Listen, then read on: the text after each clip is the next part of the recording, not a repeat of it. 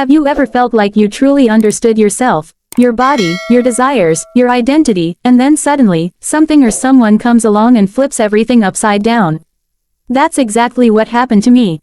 For 38 years, I thought I knew my body inside out. Every inch of it, every feeling it could hold, every limit it had, but life has a funny way of surprising us when we least expect it. One person walked into my world and shattered everything I believed about myself. And no, this isn't just another story, it's a journey of self-discovery, love, and transformation that might just make you rethink your own life. Before she came into the picture, my days were predictable. Wake up, go to work, come home, repeat. My relationships, safe, comfortable, but somehow, incomplete. Deep down, there was always this nagging sense that something was missing. I couldn't put my finger on it. Maybe you've felt it too. A quiet dissatisfaction, a whisper in the back of your mind telling you there's more to explore, more to feel, more to be. But I ignored it. After all, how much can one person really change after 38 years? Then she walked into my life. And let me tell you, nothing was ever the same again. In this video, you'll hear a story that will challenge everything you think you know about love, desire, and self-acceptance. You'll learn how one person can completely transform the way you see yourself, and why embracing the unknown can lead to the most beautiful discoveries. By the end of this video, you might find yourself asking, what am I not seeing in my own life? What parts of myself have I been too afraid to explore? So if you're ready to dive deep into a tale of passion, vulnerability, and growth, one that blends raw honesty with moments of pure inspiration, stick around. Trust me, you won't want to miss where this story goes. Welcome to our channel, where we share stories that spark curiosity, ignite conversations, and inspire change. If this sounds like something you'd enjoy, hit that subscribe button and join our community of thinkers, dreamers, and explorers. Together, let's uncover the truths we're often too scared to face. It's strange how life introduces you to people when you least expect it. You're just going about your day, minding your own business, and then, boom. Someone walks in, and suddenly the world feels a little brighter, a little sharper, like someone turned up the volume on everything around you. That's what happened to me. I met her at work, or rather, she was transferred to my department. It was one of those mundane Monday mornings where the coffee tasted bitter, the emails piled up faster than I could answer them, and time seemed to drag endlessly. Then she walked into the office, carrying this oversized tote bag that looked like it had seen better days but somehow suited her perfectly. Her energy filled the room before she even said hello. She wasn't loud or over the top. Instead, there was this quiet confidence about her, as if she carried an invisible force field of calmness wherever she went. She introduced herself with a smile, warm, genuine, and disarming, and immediately struck up a conversation about plants. Yes, plants. Apparently, she'd noticed the tiny succulent sitting on my desk, a sad attempt at adding some life to the sterile workspace, and complimented it. You have good taste, she said, tilting her head slightly as though studying the plant from every angle. And just like that, we were talking about soil types, sunlight preferences, and whether cacti are secretly plotting against us. It sounds ridiculous now, but that moment stuck with me because it felt so effortless. Like breathing. Her name was Claire. From the get-go, she was different from anyone else I'd ever met. There was something magnetic about her, a mix of curiosity and kindness that drew people in without her even trying. She had this habit of tucking her hair behind her ear whenever she laughed, which happened often. Her laugh wasn't polite or restrained, it was full-bodied, almost musical, the kind that made you want to laugh along even if you didn't know why. She dressed simply but with intention, loose sweaters paired with tailored pants, always accessorized with quirky earrings shaped like animals or planets. She once told me they reminded her to stay grounded while dreaming big. At the time, I thought it was just a clever line, but later, I realized how much truth there was in it. What struck me most, though, was her ability to listen, not just hear, but truly listen. When she asked how your weekend went, she actually cared about the answer. If you mentioned being stressed, she'd offer words of encouragement without making it sound rehearsed or insincere. She radiated this quiet strength, as if she'd been through storms before and come out stronger for it. But there was also a playfulness to her, a spark that lit up her eyes when she teased someone or cracked a joke. She wasn't afraid to be vulnerable either, which was rare in our fast-paced, surface-level environment.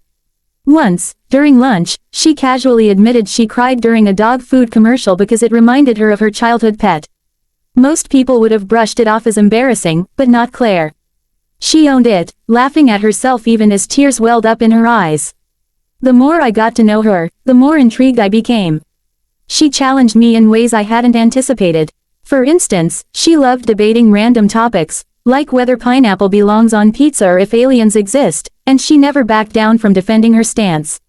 Yet, despite her passion, she never came across as argumentative. Instead, she made you think, question your assumptions, and see things from a new perspective. She had this way of turning ordinary moments into something extraordinary.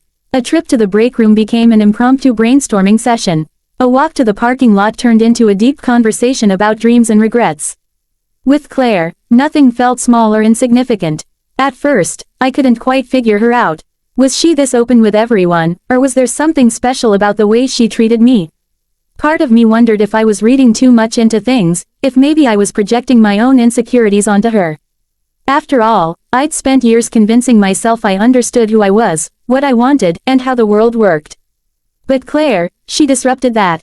She made me question everything. Why did I feel so comfortable around her? Why did her presence make my chest tighten in a way that wasn't entirely unpleasant? Why did I find myself looking forward to seeing her each day? Looking back, I can pinpoint the exact moment I started noticing these feelings. We were working late one evening, the office eerily quiet except for the hum of fluorescent lights overhead. Claire leaned over my desk to show me something on my computer screen, her arm brushing against mine. It was such a fleeting touch, barely noticeable, but it sent a jolt through me that I couldn't ignore. I remember pretending to focus on the document in front of me, hoping she wouldn't notice the flush creeping up my neck. Later, when she suggested grabbing dinner since we were both starving, I hesitated for reasons I couldn't explain.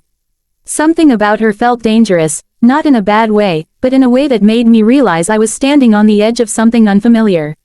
I didn't realize it then, but our friendship would soon turn into something neither of us expected. There's a certain magic in the beginning stages of friendship, a kind of effortless rhythm where two people click, almost as if they've known each other for years. That's how it felt with Claire. Our bond grew quickly, naturally, like vines wrapping around a trellis. We started spending more time together outside of work, grabbing coffee after hours, exploring little-known corners of the city on weekends, or simply sitting side by side in comfortable silence while binge-watching documentaries neither of us fully paid attention to. At first glance, it seemed like any other close friendship. But beneath the surface, there were moments that felt different.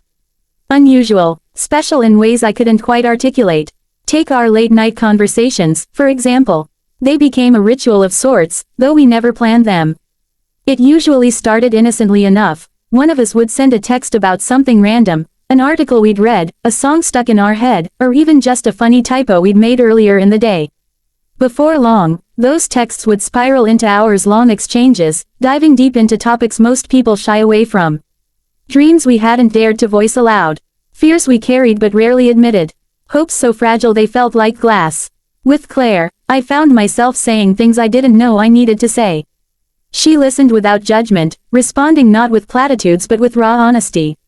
"You deserve better," she once told me when I confessed feeling stuck in a rut. "Don't settle for less than you're worth." The words hit me like a punch to the gut, not because they were harsh, but because they rang true. And then there were the small gestures, the ones that lingered in my mind long after they happened. Like the time she showed up at my door unannounced with a thermos of homemade soup when I was sick. Or the way she always remembered the tiniest details about me, the fact that I liked my tea extra strong, that I hated wearing socks indoors, that I secretly loved cheesy rom-coms despite pretending otherwise. Once, during one of our weekend adventures, she surprised me with a handmade bookmark shaped like a fox, my favorite animal. "Thought you could use this for all those books you keep talking about," she said with a shrug, as if it were no big deal. But it was a big deal, to me, at least. No one had ever gone out of their way to create something just for me before. It made me feel seen in a way I wasn't used to. But it wasn't just the grand gestures or the heartfelt talks that stood out, it was the everyday moments, too. The way she'd nudge me playfully when I zoned out during conversations, calling me back to reality with a grin. The way her laughter echoed through the room, warm and infectious, making everything seem lighter. Even mundane tasks felt magical with her around. Grocery shopping turned into a scavenger hunt where we challenged each other to find the weirdest item in the store. Walking home under the glow of streetlights became a shared ritual, our footsteps sinking without effort. These moments weren't extraordinary on paper, but they felt monumental in the moment because they came wrapped in a connection I couldn't explain. The thing is, I couldn't shake the feeling that this friendship was unlike any I'd experienced before. With others, I'd always kept parts of myself tucked away, hidden behind walls built over years of self-protection. But with Claire, those walls crumbled faster than I could rebuild them. She saw pieces of me I didn't even realize were visible, and instead of turning away, she leaned in closer. And yet, it scared me. Because the closer we got, the harder it became to ignore the flutter in my chest whenever she smiled at me. The way my pulse quickened when our hands accidentally brushed. The ache in my stomach when she mentioned going out with someone else. Was I reading too much into this? Was I projecting my own longing onto her? I wrestled with these questions constantly, trying to convince myself it was nothing more than admiration or gratitude. After all, isn't it normal to feel deeply connected to someone who makes you laugh, listens without judgment, and sees you for who you really are? Of course it is. Except, it didn't feel normal. Not entirely. There was something electric between us, something that defied logic and reason. But every time I tried to confront those feelings, I pushed them aside, terrified of what they might mean, if they meant anything at all. One particular memory stands out, crystallized in my mind like a photograph I can't stop staring at. We were sitting on the floor of her apartment one evening, surrounded by takeout containers and half-empty wine glasses. The conversation had drifted to relationships, past loves, heartbreaks, what we wanted moving forward. When it was my turn to share, I stumbled over my words, unsure of how much to reveal. Claire watched me intently, her gaze steady and unwavering. "You don't have to say anything you're not ready to," she said softly. Her kindness should have put me at ease, but instead, it only heightened the tension swirling inside me. What did I want to say? What could I say? I settled for a vague response about wanting something real, something meaningful. Something that made me feel alive. She nodded thoughtfully, then said something that stopped me cold. Sometimes, the things we want most are closer than we think. We just have to be brave enough to reach for them. Her voice was calm, measured, but there was an undertone I couldn't quite place, as if she were speaking directly to me, about us. Or maybe I was imagining it. Maybe I was seeing patterns where none existed.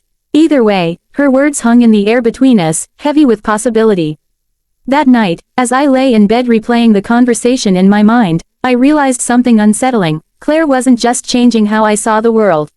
She was changing how I saw myself. All the certainties I'd clung to for 38 years, the boundaries I'd set, the labels I'd accepted, were starting to blur. Who was I, really? And what did I want? For the first time in my life, I didn't have clear answers. One day, she said something that made me question everything I thought I knew. Not just about her, but about myself. It's strange how moments of clarity often arrive uninvited, crashing into your life like a storm you didn't see coming. For me, that moment happened on an ordinary Tuesday evening, a night so unremarkable in its setup that it almost feels cruel now to think about how much it changed everything. Claire and I had been spending more time together lately, our friendship evolving into something deeper without either of us naming it. Or maybe I was the only one who couldn't name it yet. We were at her apartment again, this time for what she called a movie marathon. She'd picked out 3 films, each wildly different from the others, and insisted we watch them back to back with no breaks. Knowing Claire, I should have expected nothing less than chaos wrapped in charm. We sat cross-legged on the floor, surrounded by blankets and snacks, the soft glow of fairy lights casting shadows across the room. The first movie played in the background, but neither of us paid much attention. Instead, we talked about everything and nothing, as usual. Somewhere between debating whether time travel could ever be ethical and laughing over embarrassing childhood stories, I noticed something shift.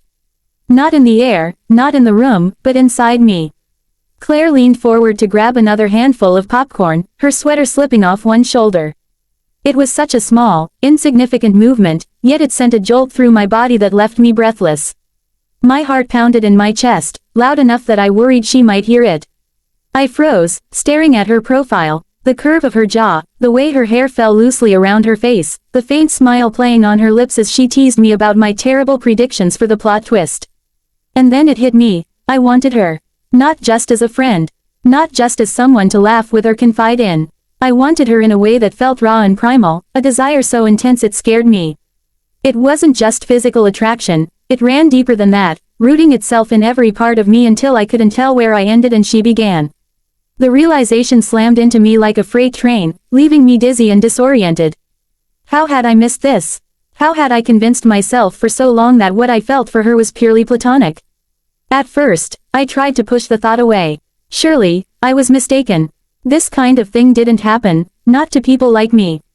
I'd spent 38 years living under the assumption that I understood who I was, who I loved, and how love worked. Growing up, I'd absorbed all the messages society drilled into us about relationships. Boys chase girls, girls wait for boys, and anything outside that script is wrong or confusing. Even as an adult, those ideas lingered in the corners of my mind, shaping my expectations without me realizing it.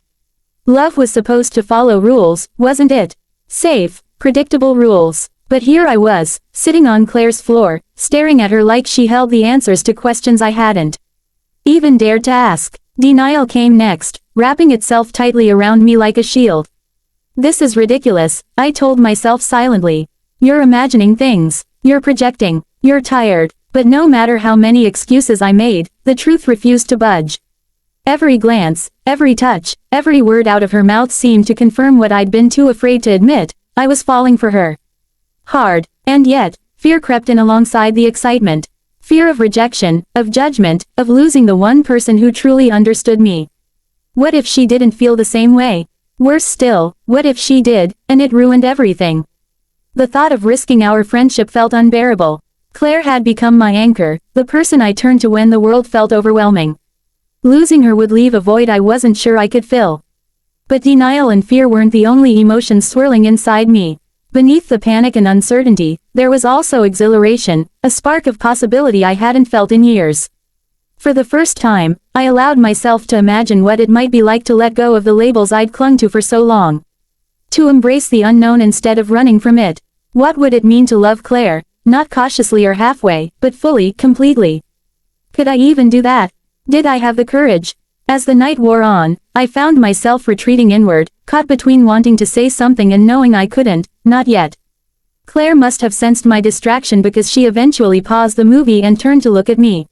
Hey, she said gently, her voice cutting through the noise in my head. You okay? I forced a smile, nodding quickly. Yeah, just thinking. About what? She asked, tilting her head slightly, her eyes searching mine. Everything. Nothing. Her. Me. Us. I don't know, I admitted finally, my voice barely above a whisper. And it was true, I didn't know. Not really. All I knew was that I couldn't keep pretending I wasn't feeling what I was feeling.